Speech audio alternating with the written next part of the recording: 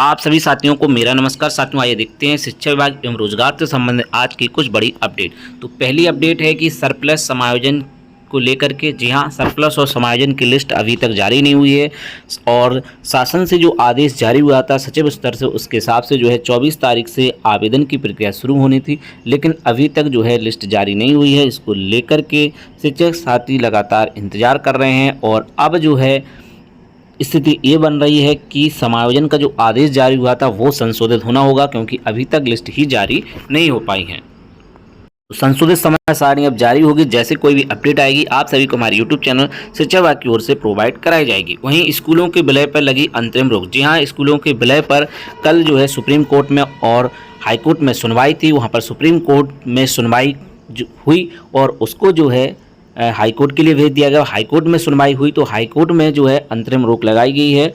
वहीं एडेड कॉलेजों में 30,000 शिक्षक भर्ती होने जा रही है आने वाले समय में। वहीं विद्यालय के विलय से बच्चों की छूट रही है कई जनपदों में पढ़ाई। वहीं यूपी टेट शिक्षा में शिक्षक भर्ती एवं अन्य महत्वपूर्ण खबरें आज के इस वीडियो में रहने वाली हैं। तो वीडियो को पूरा देखिएगा, काफ़ी इंपॉर्टेंट अपडेट आप सभी को आज के इस वीडियो में देखने को मिलेंगे। सीतापुर के स्कूलों के विलय पर लगी रोक। जी हाँ, सीतापुर के स्कूलों में विलय पर लगी रोक। हाईकोर्ट ने विलय प्रक्रिया दस्तावेज अनियमितता मिलने पर यथास्थिति बनाए रखने का दिया है आदेश।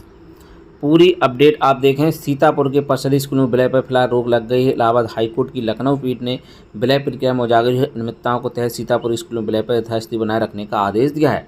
अदालत ने स्पष्ट किया है कि यह अंतरिम आदेश देते समय स्कूलों में विलय की सरकार की नीति और इस पर अमल करने की मेरिट पर कुछ नहीं किया गया है। मुख्य न्यायमूर्ति अरुण भंसाली जी और न्यायमूर्ति जसबीर सिंह खंडपीठ ने विशेष अपीलों पर सुनवाई के बाद बृहस्पतिवार को यह आदेश दिया। खंडपीठ के समय याचियों और राज्य सरकार और वित्त विभाग के अधिवक्ताओं ने अपनी दलीलें पेश की। राज्य सरकार की ओर से पेश किए विलय कुछ दस्तावेज अनियमितता सामने आई। राज्य सरकार की ओर से स्पष्टीकरण देने का समय मांगा गया। कोर्ट ने सीतापुर में स्कूलों की विलय प्रक्रिया पर 21 अगस्त तक मौजूदा स्थिति बरकरार रखने का आदेश दिया है। अदालत ने अपीलकर्ताओं को राज्य सरकार द्वारा दाखिल हलफनामे पर जवाब पेश करने को 21 अगस्त तक का समय दिया है। वहीं एकल पीठ के फैसले को दी गई चुनौती। पहली विशेष अपील सीतापुर के 5 बच्चों ने और दूसरी सीतापुर के 17 बच्चों ने अपने अभिभावकों के जरिए दाखिल की है। इनमें स्कूलों में विलय में एकल पीठ द्वारा बीते 7 जुलाई को दिए गए फैसले को चुनौती देकर रद्द करने का आग्रह किया है। एकल पीठ ने प्राथमिक स्कूल विलय आदेश चुनौती देने वाली दोनों याचिकाओं को खारिज कर दिया था। फैसला सीतापुर प्राथमिक उच्च प्राथमिक स्कूल में पढ़ने वाले 51 बच्चों समेत एक अन्य याचिका पर दिया था। इनमें वित्त विभाग द्वारा बीते 16 जून को जारी उस आदेश चुनौती दी गई जिसे प्रदेश के प्राथमिक विद्यालयों के बच्चों की संख्या के आधार पर उच्च प्राथमिक या कंप्यूटर विद्यालयों में विलय करने का प्रावधान किया गया है। वहीं विलय के खिलाफ याचिका पर सुनवाई से सुप्रीम कोर्ट का इनकार। सुप्रीम कोर्ट ने बृहस्पतिवार को उत्तर प्रदेश सरकार द्वारा सैकड़ों सरकारी स्कूलों में विलय के खिलाफ दायर याचिका विचार करने से इनकार कर दिया। जस्टिस दीपंकर दत्ता की अध्यक्षता वाली पीठ ने कहा है कि चूंकि मामला इलाहाबाद हाईकोर्ट में चल रहा है, इसलिए याचिकाकर्ताओं को इलाहाबाद हाईकोर्ट जाना चाहिए। तैयब खान सलमानी की ओर से दायर याचिका में कहा कि सरकार के इस कदम से राज्य में हजारों से अधिक छात्रों निजी स्कूलों में दाखिला लेने के मजबूर होना पड़ेगा। 7 जुलाई को इलाहाबाद हाईकोर्ट ने इस मामले में उत्तर प्रदेश सरकार को राहत देते हुए सैकड़ों स्कूलों में विलय के फैसले को हरी झंडी दी थी। तो यहाँ पर भी आप देख सकते हैं सीतापुर में स्कूलों के विलय पर हाईकोर्ट ने लगाई रोक। लखनऊ हाईकोर्ट की डबल बेंच ने लगाई रोक। 100 से अधिक बच्चों वाले स्कूलों को विलय किया गया था। तो अभी ये सीतापुर जनपद के लिए है, लेकिन इसी के आधार पर जो है अन्य जनपदों में अगर विलय की प्रक्रिया को आगे बढ़ाया जाता है, ये कहना है पैरोकारों का कि अगर ये ऐसा होता है तो आप एक एप्लीकेशन लिख करके कोर्ट में दायर करेंगे तो अन्य जनपदों में भी ऐसा नहीं हो पाएगा। तो सीतापुर में प्राइमरी स्कूलों के विलय पर यथास्थिति बनाए रखने का आदेश। अंतरिम आदेश का राज्य सरकार की पेयरिंग से संबंध नहीं। विशेष अपीलों पर सुनवाई करते हुए पारित किया आदेश। अगली सुनवाई जो है 21 अगस्त को होगी। वहीं प्रदेश के एडेड कॉलेजों में 30,000 शिक्षकों की भर्ती का रास्ता साफ। टीजीटी पीजी पदों के अधियाचन प्रारूप को मिला अंतरिम स्वरूप। अनुदानित एडेड माध्यमिक और विद्यालयों में शिक्षक भर्ती यानी प्रक्रिया पूरी होने वाली है। शिक्षा निदेशालय की ओर और उत्तर प्रदेश शिक्षा सेवा चयन आयोग ने बैठक कर प्रदेश स्नातक शिक्षक टीजीटी और प्रवक्ता संवर्ग पीजीटी के 30,000 पदों के अधियाचन के प्रारूप अंतिम रूप दे दिया है। इसी के साथ नई भर्तियों का रास्ता खुल गया है। शिक्षा निदेशालय ऑनलाइन अधियाचन पोर्टल उपलब्ध कराने की तैयारी में जुटा है। अधियाचन लेने के लिए पोर्टल की त्रुटियों को लगभग दूर कर लिया गया। सब कुछ ठीक रहा तो अगस्त में कार्य विभाग से पोर्टल को हरी झंडी मिल सकती है। पोर्टल क्रिया से होने के बाद शिक्षा निदेशालय विषयवार अधियाचन पोर्टल उपलब्ध कराएगा।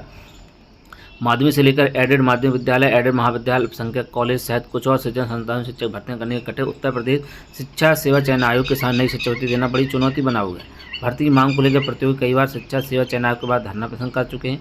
इधर उत्तर प्रदेश शिक्षा सेवा चयन आयोग के अध्यक्ष प्रोफेसर कीर्ति पांडे नई शिक्षा भर्ती अधियाचन उपलब्ध कराने के अन्य विभागों प्रमुखों के साथ आधे दिन से अधिक बार बैठक कर चुके हैं। बैठकों में हुई वार्ता के क्रम में एडेड, माध्यमिक, एडेड, उच्च सहित कुछ विभागों ने रिक्त पदों का ब्यौरा जनपदों जुटा लिया है, लेकिन जिस पोर्टल पर अध्याचन उपलब्ध कराया जाना है वह उस अनुरूप अभी अपडेट नहीं है जिस अनुरूप अध्याचन की आवश्यकता है। आयोग की अध्यक्षता ने पोर्टल अपडेट कराने के लिए विशेष पहल करने के निर्देश आयोग अधिकारियों दिए हैं। शिक्षा सेवा चयन आयोग के प्रयास के अनुरूप कार्मिक विभाग और NIC ने पोर्टल की त्रुटियों को लगभग दूर कर लिया है। अपर शिक्षा निदेशक माध्यमिक सुरेंद्र कुमार तिवारी ने बताया कि आयोग से चर्चा के क्रम में अध्याचन जो है प्रारूप को अंतिम रूप मिल गया है। इसी प्रारूप के अनुसार TGT के करीब 24,000 और PGT के 6,000 पदों में विषयवार और आरक्षणवार पोर्टल पर उपलब्ध कराया जाएगा। अध्याचन प्राप्त होने पर शिक्षा सेवा चयन आयोग भर्ती विज्ञापन जारी करेगा। विज्ञापन जारी कर आवेदन लेने, परीक्षा में अनुमान 2 महीने का अंतराल रखेंगे। जनपदों से परीक्षा केंद्र में विवरण जुटाकर परीक्षा की निर्धारित करने में 4 से 5 महीने लग सकते हैं। तो ये अध्याचन पोर्टल का अंतिम रूप देने के लिए आज बैठक। TGT 2022 की परीक्षा तिथि अगले सप्ताह भी जो है घोषित कर दी जाएगी। वहीं TET की परीक्षा की भी तैयारियां शुरू हो चुकी हैं। इसी सप्ताह घोषित होगी TGT की परीक्षा तिथि। असिस्टेंट प्रोफेसर परीक्षा कापियां 28 से जांची जाएंगी। उत्तर प्रदेश शिक्षा सेवा चयन आयोग की बैठक में लिया गया निर्णय, छात्रों निशान पर चल रहे हैं, आयोग ने तोड़ी चुप्पी। वहीं TET की प्रक्रिया जल्द शुरू करने की तैयारी का निर्णय लिया गया। उत्तर प्रदेश 23 जनवरी 22 को आखिरी बार TET 21 में कराई गई, जिसके बाद से 4 साल से TET की परीक्षा नहीं कराई जा सकी है। तो यहाँ पर जो है TET भी जल्द कराने का फैसला लिया गया है और आप सभी के सामने जो है जल्द से जल्द आवेदन की प्रक्रिया जो है शुरू हो सकती है। इसकी अपडेट आप सभी को प्रोवाइड करा दी जाएगी। वहीं डाटा अपडेट न होने से फंसा शिक्षा मित्रों का समायोजन, महानिदेशक स्कूल शिक्षा ने BSA से जताई नाराजगी। प्रदेश में शिक्षा मित्रों के तबादला समायोजन के निर्देश पूर्व में जारी किए गए हैं, बावजूद इसके इनके डाटा मानव संसाधन पोर्टल अपडेट न होने से समायोजन प्रक्रिया शुरू नहीं हो पा रही है। महानिदेशक स्कूल शिक्षा कंचन बराड़ इस पर सभी BSA से नाराजगी जताई है। साथ ही समय से डाटा अपडेट न करने पर कार्रवाई के लिए भी चेताया है। 6 जिलों को छोड़कर अन्य जिलों BSA से उन्होंने कहा है कि जून में जारी निर्देश क्रम में शिक्षा में तो नाम, पहली तैनाती वाले विद्यालय, वर्तमान कार्य विद्यालय, जन्मतिथि आदि से जुड़ी जानकारी मानव संसाधन पोर्टल पर अपडेट किए जाने निर्देश जून में दिए गए थे। हाल ही में की गई ऑनलाइन समीक्षा बैठक में पता चला है कुछ ही जिलों में यह कार्य किया गया। उन्होंने कहा है कि यह अधिकारियों के आदेशों, निर्देशों का उल्लंघन और विभागीय दायित्व का प्रति उदासीनता है। उन्होंने चेतावनी जारी करते हुए कहा यह प्रक्रिया हर हाल में 30 जुलाई तक पूरी की जाए। इसकी सूचना राज्य परियोजना कार्यालय को भेजी जाए। इसके बाद कोई भी अपडेट स्वीकार नहीं किया जाएगा। साथ ही भविष्य में किसी तरह की कमी मिलने पर संबंधित खिलाफ कठोर कार्रवाई भी की जाएगी। महानिदेशक स्कूल शिक्षा ने BSA से जताई नाराजगी। वहीं बस्ती में बंद किताबें, छूटी स्कूल की डगर, प्राथमिक विद्यालय पलटन पुरबा के विलय होने से परेशान युवकों ने किया प्रदर्शन। बाबागंज बहराइच से अपडेट है। तो विकासखंड नवाबगंज के प्राथमिक विद्यालय पलटन पुरबा का कंप्यूटर विद्यालय बाबागंज में विलय किया गया। सोमवार को इस विद्यालय में ताला लगा दिया गया। तब से इस विद्यालय के 50 से अधिक बच्चे घर बैठ गए। विलय से नारा युवकों ने बृहस्पतिवार विद्यालय गेट पर एकजुट होकर नारेबाजी की। युवकों का कहना है कि 2 किलोमीटर दूर से विद्यालय में विलय कर दिया गया है। इससे छोटे छोटे बच्चों को स्कूल जाना खतरे से खाली नहीं है। स्कूल बंद होने से बच्चे दुखी हैं। कई बच्चे रोते नजर, उनका रोता देखा विभाग आंखें भी छलक आई। प्रश्न कर रहे संतोष मिश्रा, अनूप शर्मा, सतीश वर्मा, सूरज पाठक, प्रमोद पांडे आदि। लक्ष्मी आदि ने बताया कि अधिकारी ऐसी कमरे में बैठ कर नीतियां बनाते हैं, लेकिन उनकी जमीनी हकीकत जानने नहीं आते। गरीबों के बच्चे किस तरह पढ़ रहे थे, लेकिन अब स्कूल दूरी इतनी कर दिया, शिक्षा संकट मनाने लगेगा। वहीं यहाँ पर अभिभावकों का वही कहना है कि रास्ता सही नहीं है, कैसे जाएं स्कूल। पलटनपुरा निवासी मनोज कुमार ने बताया गांव में विद्यालय होने से बच्चे आसानी से पढ़ने चले जाते थे। अब 2 किलोमीटर दूर जाना पड़ेगा और रास्ता भी सही नहीं है। ऐसे में बच्चों स्कूल नहीं भेज रहे हैं, घर पर ही पढ़ रहे हैं।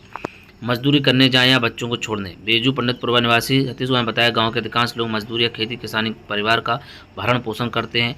अब 2 किलोमीटर दूर स्कूल हो जाने से ये दिक्कत है। ग्राम मजदूर करने जाएं या बच्चों सुरक्षा के लिए उन्हें स्कूल छोड़ने जाए।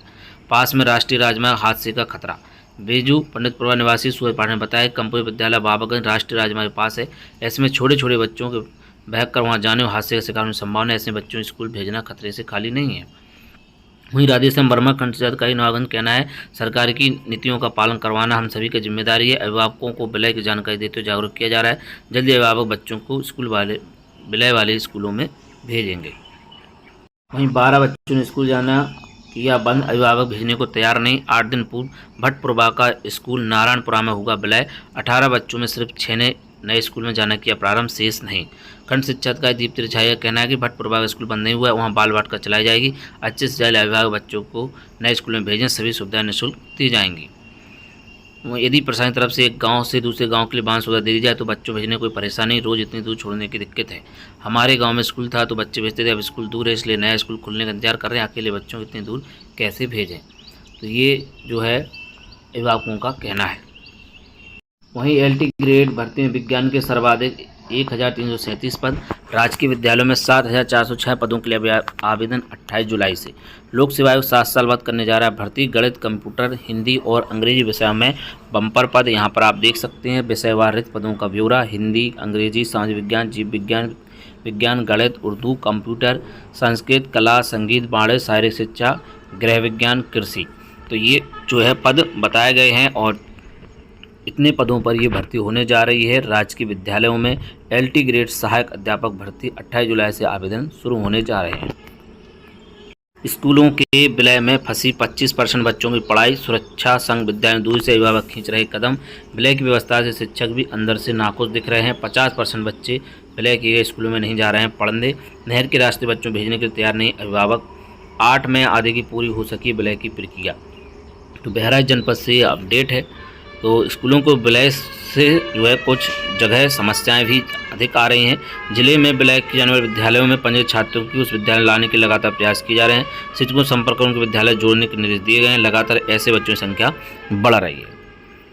तो साथियों, आज की प्रमुख अपडेट में बस इतना ही। और भी अन्य अपडेट के लिए बने रहे आप हमारे YouTube चैनल शिक्षा पर। तो मिलते हैं आप किसी नेक्स्ट वीडियो में। जय हिंद।